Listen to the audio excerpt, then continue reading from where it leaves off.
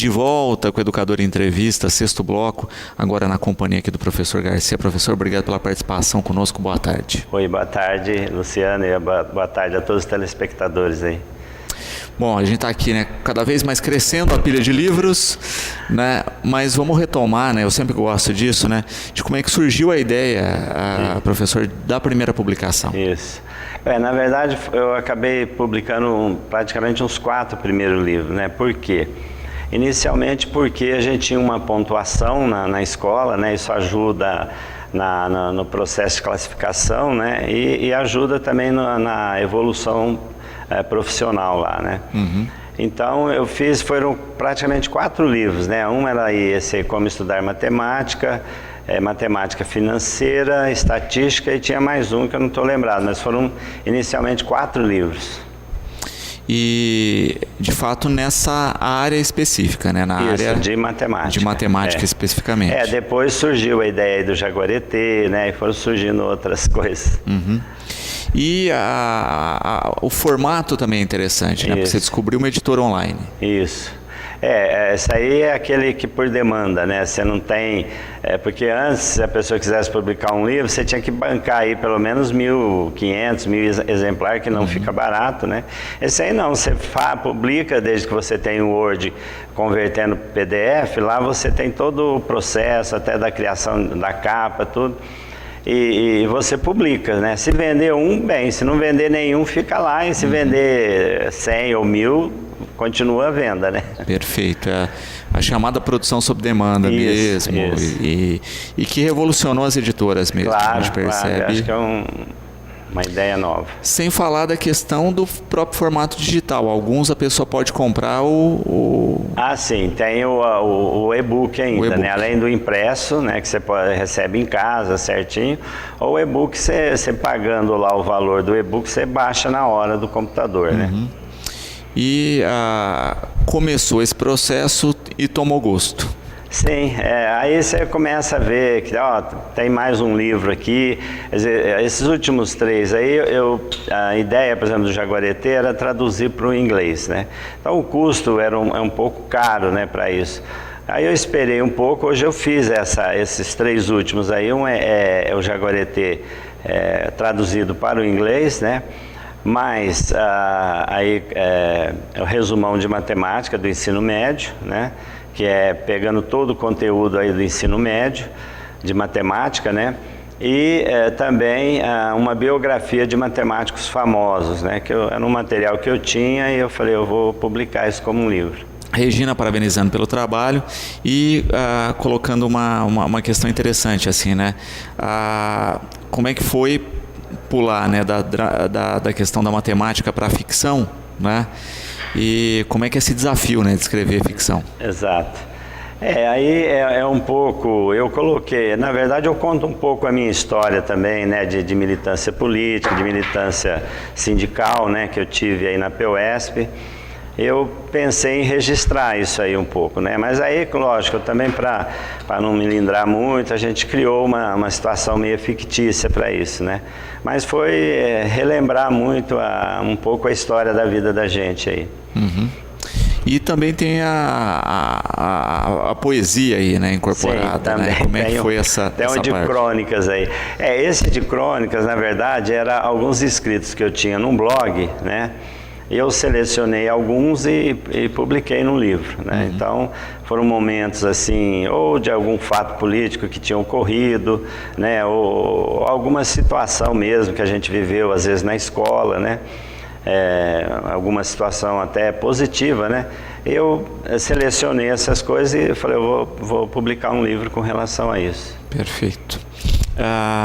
E também é interessante que depois que se descobre o caminho, vê o formato lá do site lá, fica mais fácil. Não é um bicho de 7 cabeças. Exato.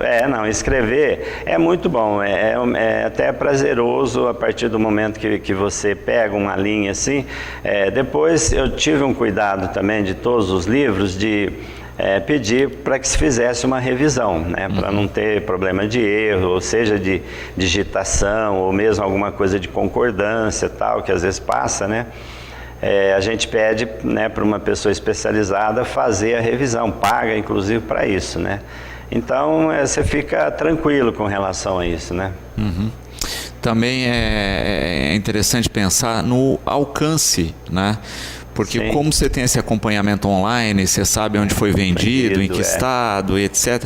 É interessante isso, né? Porque chega em locais que a gente não imaginava. Sim. Eu tive vendas lá pelo norte, nordeste, sul, né? Sudeste aí, Santa Catarina. Enfim, vários estados, né? Que você vê as pessoas adquirindo o livro. Eu fiz uma coisa que eu tive uma ideia logo no começo também, no final do livro, né, eu só não atualizei muito os primeiros, né, mas os últimos aí eu listei todos os livros que eu publiquei, né, porque eu pensei, todo mundo que recebeu o meu livro, ou comprou, né, ou pegou a edição digital, lá no final ele vai ver que tem outros livros, né? De repente ele pode se interessar, né, por outros assuntos. Sem dúvida. Também a questão aí de se gerar um material que era um material também seu de trabalho, né? Quando a gente pensa dos livros aí da matemática, né? De metodologia, de conhecimento já de muito tempo. Eu acho que traz um pouco a experiência, né? De uma sequência didática que a gente utiliza, né? Uma sequência inclusive de exercícios, né? Você começa sempre uns exercícios mais simples, mais fáceis e vai chegando até nas questões do Enem, por exemplo, questões de vestibular, né? Sem dúvida. Deixa eu mostrar algumas das capas aqui, né? A gente que tem a câmera lateral aqui, de Adriano posicionar, né? O Jaguareté, né? A cidade dos coronéis aí, que é uma ficção aqui do Garcia. Temos também aqui, ó, funções reais, né? Quem adora funções aí, ó. Quem gosta da matemática. Uma maneira de aprender aqui. Também sequências, né? PA, PG. E funções logarítmicas aqui, né? Que já tem uma ação grande aqui.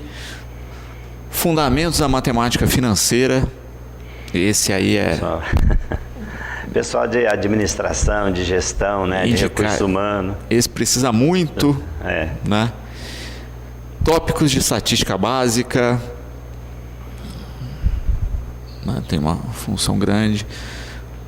Tópicos de matemática financeira. E é interessante essa linha também, né? Dos tópicos, né? Que você instaurou aí. Que muitas vezes as pessoas precisam dessa ação introdutória aí, né? Vamos pensar assim com a matemática. Geometria espacial, uma nova abordagem. Também geometria analítica. Isso é com uma capa dura também que tem lá, viu? Tem a opção. Tem opção. Né? E o bom dessa editora online é isso também, né? Ela te dá opções de capas, de estrutura, matrizes determinantes, né? Como estudar matemática, guia prático. Eu acho que isso é propaganda enganosa do guia prático, mas tudo bem, né? Umas pessoas sofrem aí com matemática. Mas é um método, né? Isso gera um método de estudo aí. Mas a gente percebe isso, né? O quanto muitas vezes o método muda tudo com relacionado à matéria, né? Você acha um método cálculo financeiro, né? Matemática aplicada à administração. Que não existe um bom administrador que não lide bem com matemática. É uma combinação que tem que ter mesmo. Livros de crônicas, do professor Garcia aqui. Vamos passar de funções, já foi. Funções periódicas. Uma outra parte de funções também. Isso. E aí os grandões aqui, né? Matemáticos famosos. Se você estuda esse monte de coisa de matemática, a culpa é deles. É verdade, tem muitos aí. Não culpe o seu professor de matemática, culpe esses caras aí. E é importante porque faz um resgate de história também, né? Você tem um pouco da história, como se descobriu cada conteúdo, cada assunto, as suas aplicações, né? Muito bom. Resumão de matemática. Isso é o conteúdo do ensino médio, né? Disciplinas de biblioteconomia e formação do leitor. Isso é bom para quem está nos Enems, nas fases vestibulares da vida, né? Cálculos financeiros e estatísticos. Né? Deixa eu virar aqui. Cálculos estatísticos. e cálculos financeiros e estatísticos. A gente percebe o volume de trabalho, né, e a condição, né, que te somou, porque às vezes você pensa, não, montar o livro foi rápido, foi prático, mas isso são anos de trabalho acumulado. Que você foi acumulando ao longo do trabalho profissional da gente, né? Desde aí do IESA, né, que a gente veio aí lá no início do ano 2000, né? Foi quando eu comecei a separar os conteúdos, né? Que a gente tinha uma dificuldade, eu acho que é interessante a gente resgatar um pouco esse histórico, né? Porque naquela época, né, o começo lá, aliás, estou falando 2000, mas foi antes, né? Foi 1990, na verdade. Nesse período aí, porque foi em 2003, eu acho, né, que começou a distribuir os livros didáticos para o ensino médio. Então, naquele período, né, 1990 até 2003, por exemplo, você tinha que dar um conteúdo, pelo menos dar uma base razoável para o aluno, às vezes, enfrentar um vestibular ou mesmo seguir, né, uma carreira universitária. Você tinha que dar esse conteúdo básico, né, do ensino médio. Você não tinha nenhum livro didático de apoio, né, o que era muito ruim. Então, por exemplo, você tinha que passar tudo na lousa, né, lista de exercícios tinha que ser na lousa, o aluno tinha que copiar, né, enfim, é o tempo que você levava para isso também, né. Então eu fiz apostilas, né? No fim, a própria dificuldade, às vezes, do aluno de reproduzir essas apostilas, ou a demora, às vezes, eu fiz assim, para cada sala, né? Eu fiz 20 apostilas, né? Então fiz 20 apostilas, aí, com dinheiro do meu bolso mesmo, né? 20 apostilas lá para o primeiro do ensino médio, 20 para o segundo, 20 para o terceiro.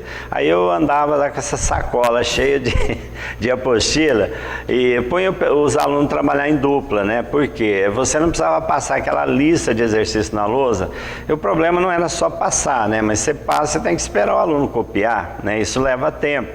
Aí se está lá na apostila, não, ele já pode resolver, você já resolveu, já explicou o conteúdo, já fez exemplos na lousa, aí falar, agora vocês vão resolver a lista lá da página tal, né? Tem esse fôlego aí. Isso. Para quem quiser conhecer um pouco desse trabalho, Garcia, onde procura nas redes aí? Então, pode procurar pelo Google através do meu nome, né, professor Antônio Carlos Garcia, lá, que vai aparecer também, mas pode entrar no AGBook, né, agbook.com.br. Maravilha. Isso. Garcia, eu quero agradecer sempre a participação aqui conosco, desejar um 2020 repleto de livros, de mais publicações, e você sabe que o programa está sempre à disposição. Isso. Então, eu agradeço, Luciano, desejo a vocês também aqui da Educadora um feliz e um ano novo cheio de realizações também, né? E agradecer sempre o espaço democrático que vocês têm cedido aí pra gente, tá? Isso. Bom, nós vamos a um breve intervalo. Na sequência tem matéria aí da exposição de presépios do Claretiano, né? Lembrando que a visitação, né, nesta sexta, né, vai das 8 ao meio-dia, tá certo? E das 14 às 21 horas. No sábado, das 16 às 21 horas e do domingo, das 16 às 20 horas, tá certo? O último final de semana da exposição de presépios. Nós voltamos já.